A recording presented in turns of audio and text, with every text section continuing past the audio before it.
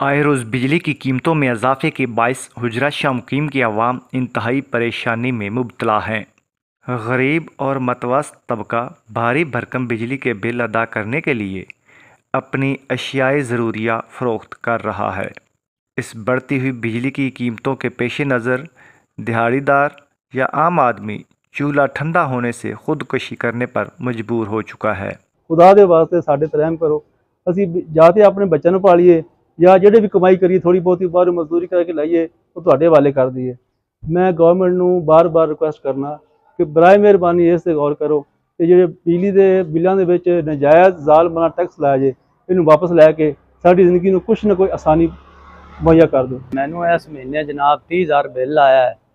मैं बिल तारा या घर का खर्चा अखराजात पूरे करा घर दे 40,000 रुपया मेरी तनख्वाह है। 30,000 मैं बिल तार दें 10,000 ना मैं किमें चूल्हा चलावा।